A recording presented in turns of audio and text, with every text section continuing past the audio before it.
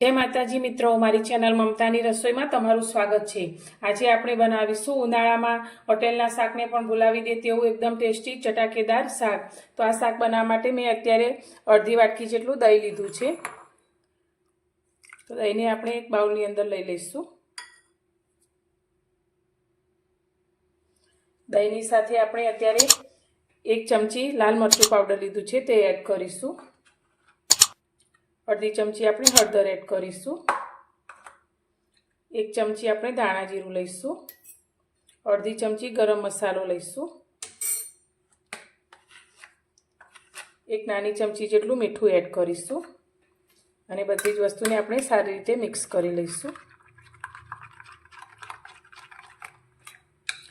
તો આ શાક તમે મહેમાન આવે ત્યારે પણ બનાવી શકો છો અથવા તો તમે રોજ બનાવીને ખાઓ તેવું ટેસ્ટી શાક બનીને તૈયાર થશે। गैस पर આપણે એક કડાઈ રાખી છે। તો કડાઈની અંદર આપણે 2 ચમચી જેટલું તેલ લઈશું। તેલને આપણે થોડું ગરમ થવા દઈશું। તેલ આપણું ગરમ થઈ ગયું છે તો તેમાં અડધી ચમચી જેટલું આપણે જીરું એડ કરીશું। સાથે આપણે એક સૂકું લાલ મરચું અને એક તમાલપત્ર નાનું લીધું છે તે અંદર લઈશું। આપણે 2 લીલા મરચાં લઈશું। સાથે આપણે થોડી હિંગ એડ કરી દઈશું।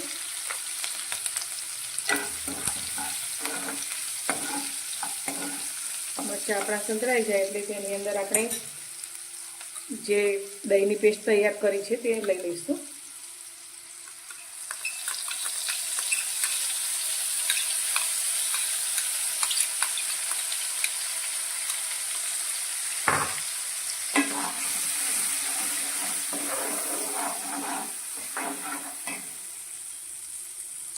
આપણે વાટકીમાં થોડું પાણી લઈ અને આ રીતે બધું મિક્સ કરીને અંદર લઈ લઈશું।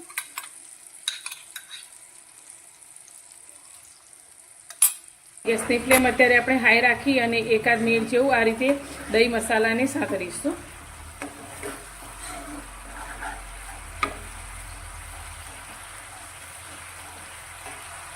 તો આપણું દહીં અને મસાલા સારી રીતે સંતળાઈ ગયા છે। તો અત્યારે મેં એક મોટા ટામેટાની આ રીતે પ્યુરી તૈયાર કરી છે તેને આપણે અંદર લઈ લઈશું।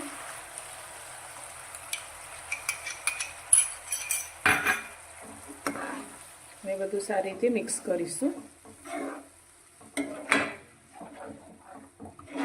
શાકના ફ્લેવર માટે અત્યારે મેં 1 ચમચી જેટલી કસૂરી મેથી લીધી છે તે અંદર એડ કરીશું।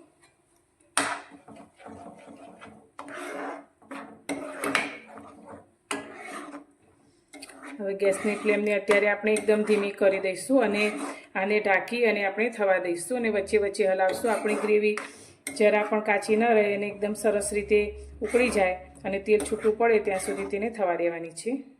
ત્યાં સુધી આપણે બીજી એક તૈયારી કરીશું।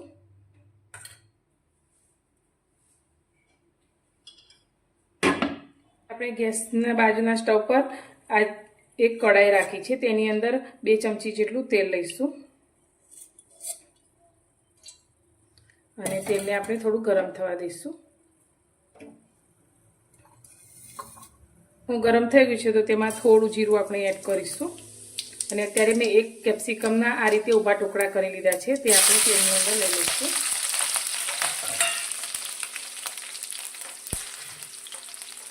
અને તેને આપણે 1 મિનિટ માટે આ રીતે તેલમાં સાંતળીશું।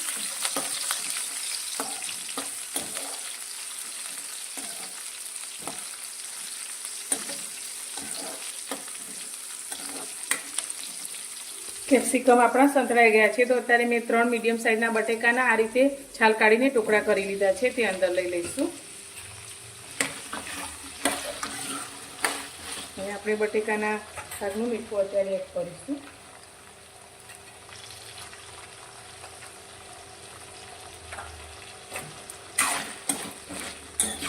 અને બટેકાને આપણે 2 થી 3 મિનિટ આ રીતે હાઈ ગેસની ફ્લેમ પર સાતરીશું। તો તમે બટેકાને સીધા ગ્રેવીની સાથે પણ એડ કરી શકો છો પણ આ રીતે તેલમાં સાતળવાથી શાકનો ટેસ્ટ ખૂબ જ સરસ આવે છે। તો તમે હોટેલના શાકને પણ ભૂલી જશો તેટલું સ્વાદિષ્ટ શાક બનશે।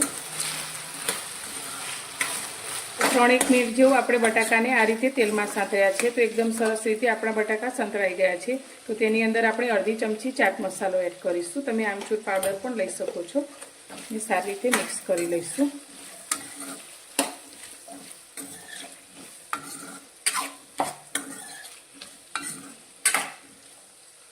આપણે ગ્રેવીને જોઈ લઈશું. તો વચ્ચે વચ્ચે 2 થી 3 વાર આપણે ગ્રેવીને હલાવેલી. તો એકદમ સરસ રીતે ગ્રેવી આપણી ચડી ગઈ છે ને આ રીતે તેલ પણ છૂટું પડી ગયું છે.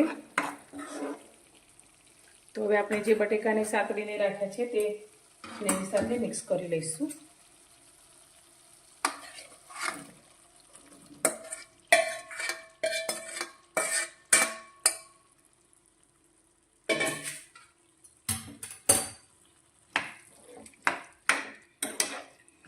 અને 2 મિનિટ માટે આ રીતે આપણે તેને મિક્સ કરીને સાંતળીશું, જેથી જે ગ્રેવીનો ટેસ્ટ છે તે આપણા બટાકાની સાથે સારી રીતે ભળી છે.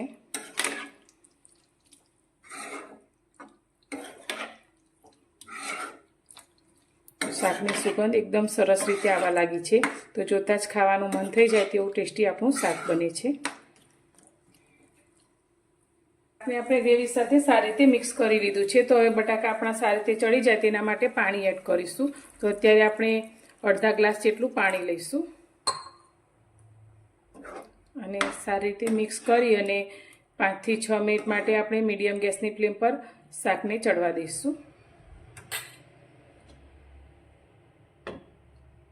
તો 7-1 મિનિટ જેટલો સમય થયો છે અને આપણે જોઈએ તો આપણું શાક એકદમ સરસ રીતે તૈયાર થયું છે. તો ગેસની ફ્લેમ અત્યારે આપણે બંધ કરી દીધી છે. તો હવે શાકને આપણે સર્વ કરશું. તૈયાર છે આપણું પંજાબી શાકને પણ ટક્કર મારે તેવું બટેકાનું એકદમ સરસ અને ટેસ્ટી શાક. તો આ શાકને તમે પરોઠા સાથે, રોટલી સાથે, ભાખરી સાથે સર્વ કરી શકો છો. તો તમને મારી આ રેસીપી કેવી લાગી? પસંદ આવી હોય તો વિડીયોને લાઇક કરજો, શેર કરજો અને ચેનલ પર નવા છો તો ચેનલને સબસ્ક્રાઈબ કરવાનું બિલકુલ ભૂલતા નહીં. તો ફરી મળીશું એક નવી જ રેસીપી સાથે નવા વિડીયોમાં.